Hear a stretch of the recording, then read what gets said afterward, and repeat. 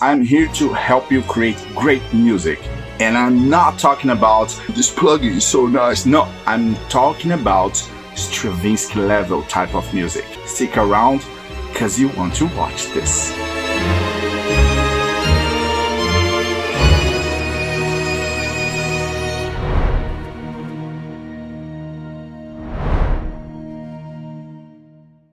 Okay, before I start the actual content of this video, let me be clear about something. I use the word tool a lot. Whenever I use that word, I'm not referring to a DAW or a plugin or an instrument, nothing like that. I'm referring to a specific music theory concept because that's what they are tools. Some of them are tools to improve the creative process. Others are just terminology, representation conventions and symbols to describe and analyze music. Music itself exists outside these representation tools. If all music theory vanished today, but we still had the same 600 plus years of music development, we would be probably ending up with a different set of representation systems. But the music itself would likely achieve the same powerful results that we hear today. I want to split these tools in these two groups, representation tools and composing tools. Don't worry about the details yet. In this course, which is designed for non-musicians and musicians that want to learn composition, I decided to start with the first group. Simply because I want to get past of this boring formal stuff as quick as possible, yet giving the student the right solid foundation. And I cannot stress this enough. I want to give the right foundation, not the full foundation or the complete theory basis. I just want to give the right foundation for a composer. I want to give you the essential pencils to start drawing and not get into the chemistry of carbon and graphite that exists in the pencil. I don't care, not even the name or the classification of particular pencils. I just want to give you the pencil so you can start writing music. And I also want to save brain power for what's coming next, which is the actual composition tools. Those can get really complex. If you are a musician, you already know about notation. This is really going to be basic, yet I suggest you that you stick around because I want to purposefully desensitize you for the importance of music theory as a tool for composing. What does it mean to write music? Isn't music supposed to be something we listen? Let me put it this way. Let's say you know how to cook something delicious, just by experience. You can eat that dish whenever you prepare it, and you can even store it in the fridge to eat it later. But you won't be able to explain to someone properly without breaking down all the steps using some form of language. If you want to create music, you have to document how it was created, and you need a way to do it step by step. You might say, okay, you're talking about notes and sheet music. Well, not necessarily. There are different ways to represent music. The classic notation system is just one way to represent music. In fact, I will prove that to you. Let's say I know nothing about notes, scales, or notation, but I still want to represent this.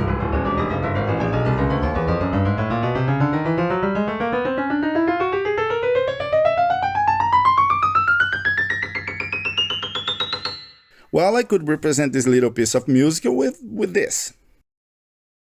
Or I could simply say, play all the notes on the piano from the first to the last. Tell me sincerely, which is simpler to understand? Yes, the one in English. So English is a valid way to represent music, why not? As you can see, the actual music remains exactly the same, regardless of whether I use the official notation system or just a sentence in plain English. Is the classic music notation system less important just because I can use plain English to describe music? Of course not. How would you explain this in English?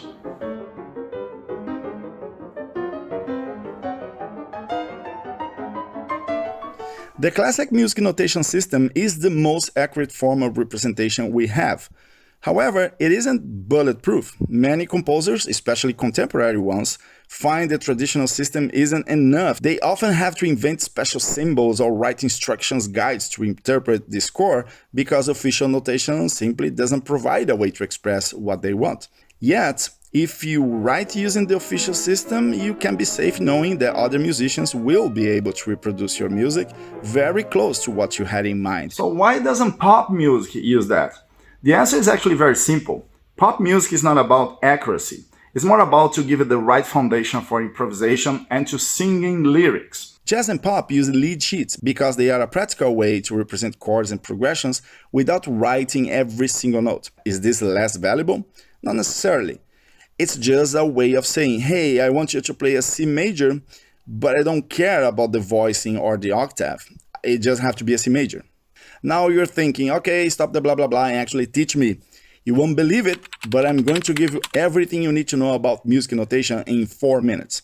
I'm not just making a summary, I'm actually giving you the keys to the kingdom. Here we go. Do you know what this is? This is a piano keyboard. As a composer, you must understand how this keyboard works, even if you are not a pianist. The piano is the universal instrument for orchestral reductions and arrangements. I strongly suggest you learn to play it, even just the basics. To learn how to read music, you just need to understand this figure. Every white key on the piano corresponds to a specific line or space on the staff, and each note has a name. What about the other keys? Those keys use the same letters, but with one of these two symbols added. The sharp, that looks like a hashtag, and the flat. Sharp means the neighbor key or note to the right, and flat means the neighbor key to the left. So the note between A and G is named G sharp and also is named A flat. It doesn't matter which one you pick. It doesn't matter. It doesn't matter. Yeah. Oh, but if you're following the scale, blah, blah, blah, and the key, blah, blah, you should use G sharp. We don't care about scales. No composer should care about scales. Yeah, as I said before, I want to give you the right mindset. So, music is read from the left to the right. If you put solid circles with a beam like this, you will have a note that lasts 1 beat. If you're counting 4 beats and want to have 1 note per beat, you can represent like this. If you go up through the lines and space, you go up in the keyboard and vice versa. If you want to have more notes per beat, you add these horizontal flag-like lines on them. You also can link the flags to have a better visual organization. Of course, you have to keep control of the consistency. So if you have 4 beats, but you want to have 2 notes per beat, you can represent like this. And of course, let's say you want 1 beat to have 1 note and the other will have 2 and so forth, you could write like this.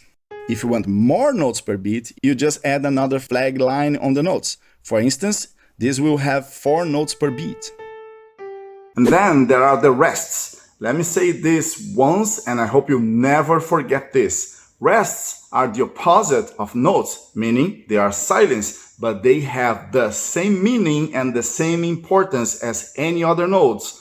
In other words, play the rests, respect the rests. For a full rich example, here is Jingle Bells using all these elements.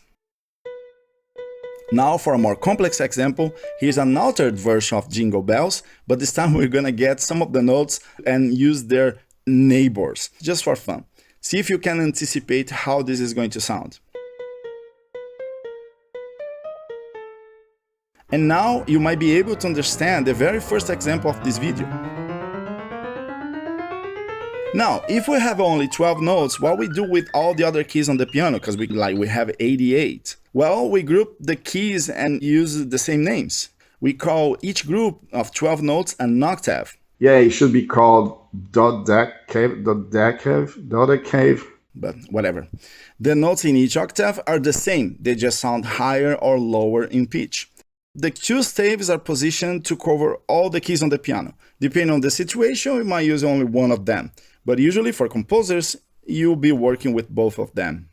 And these numbers on the left are the rhythm signature. Don't bother about them for now. Actually, you don't have to bother about them, never, unless you write in pop music, in which case you don't have to bother either, because it's always 4x4. These curved line slurs tell you to play the notes more linked, more like fluidly. This is called legato. Symbols like F for forte, loud, and P for piano, soft, represent dynamics.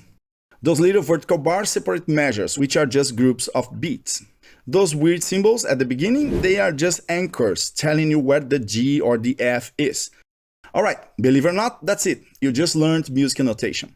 There's more to it? Of course there is. But this is what you actually have to know to start creating music. In the next video, we'll continue to explore these representation systems. And we're going to get into more formal metrics and terminology. We're going to start talking about units of sound events. What is a note? What is an interval? Get ready, it's going to be exciting. Not really. It's going to be really boring, to be honest, but hang in there. Don't skip these videos, even if you know these concepts, because I'm trying to build a proper foundation for composers. Scales and harmony, whatever you know, I would like you to revisit these concepts with a different mindset, the way we think about theory when it comes to composing. So thanks for watching, see you in the next video, and don't forget, composing is disobeying.